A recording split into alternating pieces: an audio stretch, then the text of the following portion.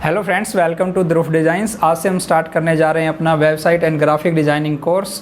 तो सबसे पहले हम स्टार्ट करने जा रहे हैं ग्राफिक डिज़ाइनिंग से, और उसमें हम करेंगे फ़ोटोशॉप और साथ ही साथ हम बेसिक HTML और CSS भी डिस्कस करेंगे। तो फ़ोटोशॉप के अंदर हम क्या क्या सीखने वाले हैं, तो फ़ोटोशॉप के अंदर सबसे पहले हम सीखेंगे banner designing, photo editing, and उसके बाद वेबसाइट्स के मॉकअप्स जो बनते हैं, and manipulations, poster designing and many more things, interesting things जो फ़ोटोशॉप के अंदर हम बना सकते हैं। तो आज से हम स्टार्ट करने जा रहे हैं अपना फ़ोटोशॉप। Let's start.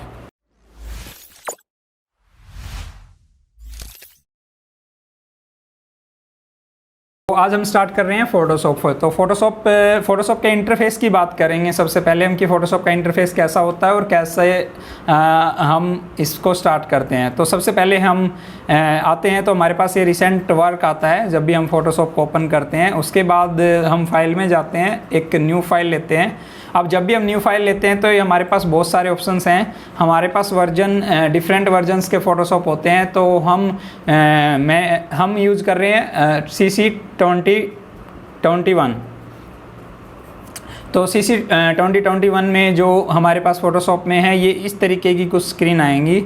इसके अंदर हमारे पास डिफरेंट साइज़ लेआउट्स जो हमें चाहिए होते हैं फ़ोटोशॉप के लिए, वो ऑलरेडी दिए हुए मिलेंगे। तो सबसे पहले हमारे पास आएगा रिसेंट साइज़, जो हमने रिसेंट साइज़ यूज़ किए हैं। सेव, हम अपना साइज़ सेव भी कर सकते हैं, जो हम यूज़ करेंगे और बाद में उसको सेव कर लेंगे ताकि इन फ्यूचर ईजिली हम उसको यूज़ कर सकें। तो सबसे पहले हम बात करते हैं कि इसके अंदर क्या क्या ऑप्शंस आते हैं। सबसे पहले हमारे पास ऑप्शन आता है कि जो फाइल हम बनाने जा रहे हैं उसका नाम। तो हम क्लास फर्स्ट नेम मैं यहाँ पे रख देता हूँ उसका, क्योंकि नाम देना इसलिए ज़रूरी है क्योंकि हमारे पास फ़ोटोशॉप की जो फाइलें होती हैं कंप्यूटर में हम कहीं भी सेव कर देते हैं तो वो ढूंढना बहुत मुश्किल हो जाता है यदि हमें उनका नाम नहीं पता होता। तो हमें यहाँ पे एक नाम देना बहुत ज़्यादा ज़रूरी हो जाता है।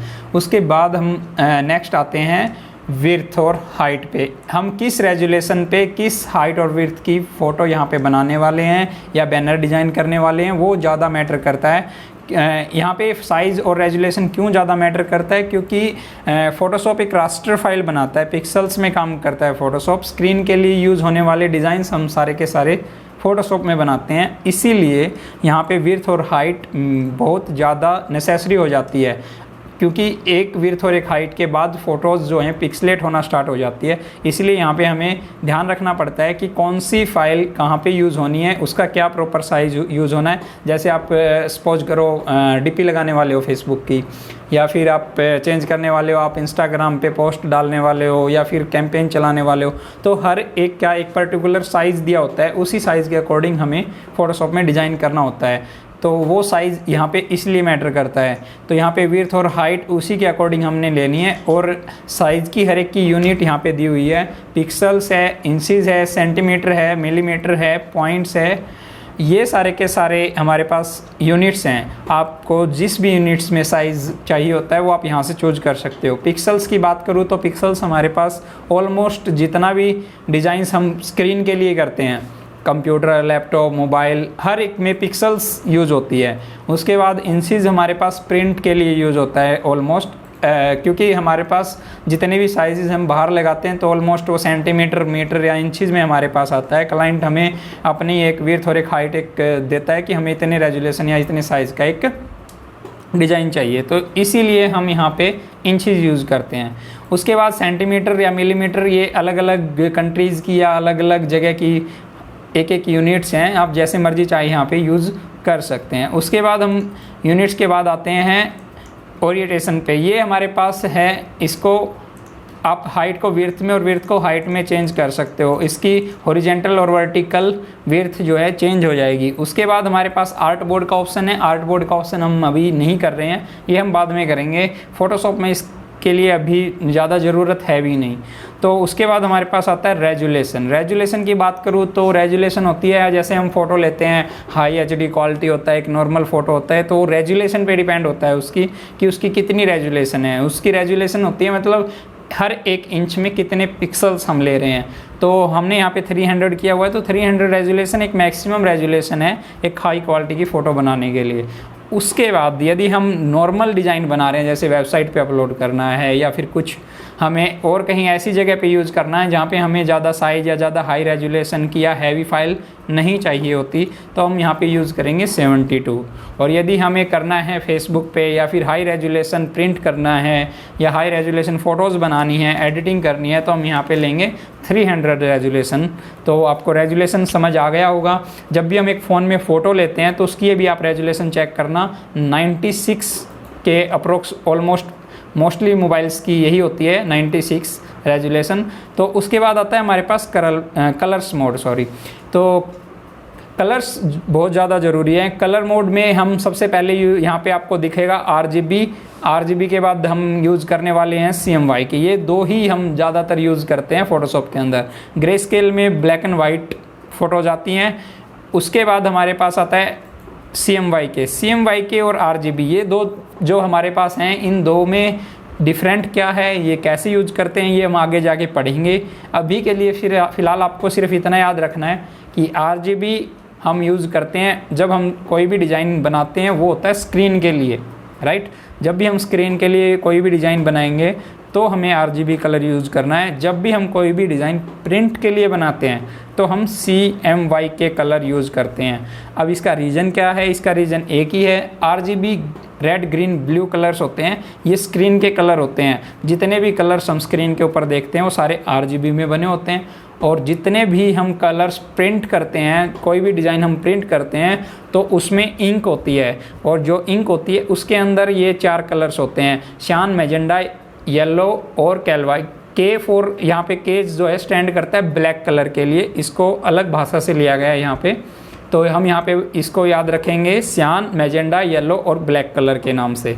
तो हमारे पास RGB और CMYK दो फॉर्म यहाँ पे आपको पता चल गई है। RGB फॉर स्क्रीन ओनली और जो CMYK है वो हमारे पास प्रिंट ओनली।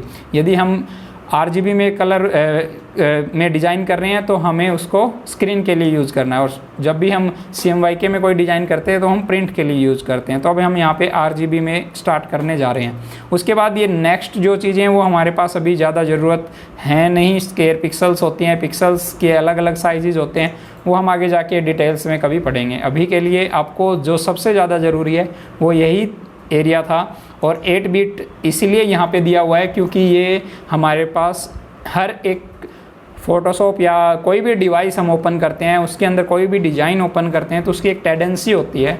वो टेंडेंसी, वो जो ताकत उसको लगती है, वो जो उसको पावर चाहिए होती है ना, वो 8 बिट है। यहाँ पे 8 बिट ऑलमोस्ट सभी डिवाइसेस की होती है, इसलिए हम 8 बिट रखते हैं यहाँ पे। 16 बिट अलग होती है, फिर 32 बिट अलग आ जाती है। वो हाई डिवाइसेस के लिए अलग अलग डिज़ाइन होते हैं। तो सबसे पहले हम यहाँ पे 8 बिट लेके ही चलते हैं। तो यहाँ पे हम क्रिएट करते हैं फर्स्ट। तो जैसे हम फर्स्ट यहाँ पे क्रिएट करते हैं तो हमारे पास इस तरीके की एक स्क्रीन ओपन होके आएगी, जो हमने साइज़ लिया था वो, और एक वाइट कलर का बैकग्राउंड आएगा यहाँ पे। तो अब ये फ़ोटोशॉप की फ़र्स्ट स्क्रीन आएगी। आपके पास सबसे पहले जो स्क्रीन ओपन होने वाली है फ़ोटोशॉप की, मैं आपको दिखा देता हूँ। आपकी फ़ोटोशॉप की पहली स्क्रीन इस तरीके की आएगी। इसके अंदर हमारे पास जो इस साइड में जो आप देख रहे हो, ये सारे के सारे यहाँ पे टूल्स हैं। ये हमारे पास फ़ोटोशॉप के जो सबसे बेसिक और सबसे ज़रूरी टूल्स हैं, जो हम आने वाली क्लासेस में डिस्कस करेंगे। उसके बाद जैसे ही हम एक टूल के ऊपर क्लिक करते हैं तो इनकी अलग अलग प्रॉपर्टी आप ऊपर देख रहे हो यहाँ पे आना स्टार्ट हो जाती है। इनके बारे में भी हम डिस्कस करेंगे पूरा डिटेल में। नेक्स्ट आने वाली हर एक क्लास में हम अलग अलग टूल्स डिस्कस करेंगे, और इन टूल्स से हम क्या क्या बना सकते हैं ये भी हम डिस्कस करेंगे। और इस साइड में हम देखेंगे तो इस साइड में आपके कलर्स के पैनल्स आ जाते हैं। कलर्स के आप स्विचेस देखोगे, यहाँ पे बने बनाए कलर्स हैं हमारे पास, ग्रे स्केल के लिए, CMYK के लिए, और उसके बाद ग्रेडियंट्स हैं हमारे पास। ये सारी की सारी यहाँ पे आपको पैनल्स मिल जाएंगे। उसके बाद हर एक की पैनल में प्रॉपर्टी यूज़ होती है। ये प्रॉपर्टी का जो ऑप्शन है ऑटोमेटिक ऑन CS6 में नहीं होता है, ये CC में ही होता है। तो आप CS6 में इसको ऑन करने के लिए आपको विंडो में जाना पड़ेगा और यहाँ पे जाके प्रॉपर्टी पे टिक करना पड़ेगा, तब ये यहाँ पे ओपन होगा। तो बाकी ये सारी चीज़ें, पैनल्स वगैरह हम बाद में डिस्कस करेंगे डिटेल्स में। अभी के लिए हम क्या करना चाहते हैं कि सपोज मैं इस पैनल को बंद करना चाहता हूँ, इस पैनल को भी मैं बंद करना चाहता हूँ तो मैं यहाँ से बंद कर सकता हूँ। ये यहाँ पे आप हमारे पास एक लेयर पैनल आता है। अब लेयर पैनल्स क्या काम करता है, कैसे आता है, वो भी मैं आपको सिखाऊंगा कि लेयर्स यहाँ पे क्या काम करती हैं फ़ोटोशॉप के अंदर।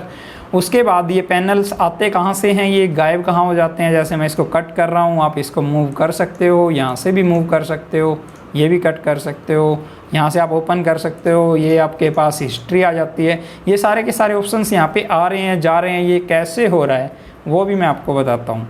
तो सबसे पहले हम जाते हैं विंडो के अंदर। यहाँ पे आता है हमारे पास वर्क स्पेस। ये हमारा वर्क स्पेस है। ये सारी के सारी जो चीज़ें ये यहाँ से आती हैं। सबसे पहले हमारे पास 3D ग्राफिक, वेब, मोशंस, ये हमारे पास बने बनाए हैं। आप किसी पे भी क्लिक करोगे, जैसे मैं ग्राफिक एंड वेब पे काम करना चाहता हूँ तो मैं इस पर क्लिक करूँगा तो एक ग्राफिक और वेब के अकॉर्डिंग एक हमारे पास पैनल ओपन करके दे देगा। सबसे पहले जो इनिशियल होता है हमारे पास, वो इसका बाय डिफ़ॉल्ट जो होता है वो ये होता है। अब ये तो मैंने सेट कर दिया है ना, हिला दिया, यहाँ से टेक्स्ट भी, टूल्स भी गायब हैं। तो उसके लिए हमें क्या करना होता है, आप विंडो पे जाओगे, वर्क स्पेस पे जाओगे, इनिशियल को हमने यहाँ से रीसेट करना है। अपने यहाँ पे रीसेट कर दिया तो ये वापस वैसा ही हो जाएगा जैसा आपका फ़ोटोशॉप पहले था। तो ये हमारे पास फ़ोटोशॉप का इंटरफेस था। और यहाँ से हम न्यू फाइल लेते हैं। जब भी हम न्यू फाइल लेते हैं तो हमारे पास ये सारी चीज़ें आती हैं। और जब भी आप एक न्यू फाइल लोगे तो जैसे सपोज मैं अब दूसरी फाइल लेना चाहता हूँ यहाँ पे, तो ये अलग टैब में ओपन होकर आएगी। तो यहाँ पे मैं कोई भी पिक्सल्स की एक फ़ाइल ले लेता हूँ, अभी रैंडम, इसको हम ओपन करते हैं तो ये हमारे पास दूसरी टैब में ओपन आएगी। और ये हमारे पास पहली टैब में ऑलरेडी पहले वाली है, जो पहली क्लास के लिए हमने जो बनाई थी। दूसरा सेकंड हमने ये वाली टैब बनाई है। ये हमारे पास अलग अलग 2 टैब्स में ओपन हुआ है। ये हमारे पास इंटरफेस है इसका। अब जैसे सपोज करो मैं इसके ऊपर डिज़ाइन करना चाहता हूँ तो मैं यहाँ से टूल्स यूज़ करके इस पर कुछ भी डिज़ाइन बना सकता हूँ। सबसे पहले सपोज मैं एक सिंपल सा जो टूल है हमारे पास, ब्रश टूल है, जो हमारे पेंट में भी होता है, तो उससे हम थोड़ा सा देख लेते हैं। ये जो हमारे पास ब्रश टूल आता है, इसकी कुछ शेप्स यहाँ पे अलग अलग डिफरेंट दी होती है। तो सबसे जो बेसिक शेप होती है हमारे पास सॉफ्ट राउंड और हार्ड राउंड ब्रश होते हैं, ये होती है। और इसका जो साइज़ है वो आप छोटा बड़ा भी कर सकते हो, वो आप यहाँ से भी साइज़ कम ज़्यादा कर सकते हो। और यहाँ से आप इससे कोई भी डिज़ाइन या कुछ भी बना सकते हो। तो ये हमारे पास फ़ोटोशॉप क्या बेसिक था। जो चीज़ें हम बना सकते हैं वो भी डिस्कस करेंगे। तो आज के लिए सिर्फ इतना ही। ओके फ्रेंड्स, तो आज हमने सीखा कि फ़ोटोशॉप में कैसे नई फाइल्स लेते हैं, उसका इंटरफेस कैसा है। और आगे आने वाली वीडियो में हम देखेंगे कि इसके टूल्स कैसे काम करते हैं और इन टूल्स से हम क्या क्या मज़ेदार चीज़ें बना सकते हैं। तो आने वाली वीडियोस के लिए आप अटैच में रहिए। Please subscribe my channels for upcoming videos and always keep learning, be creative. Thank you.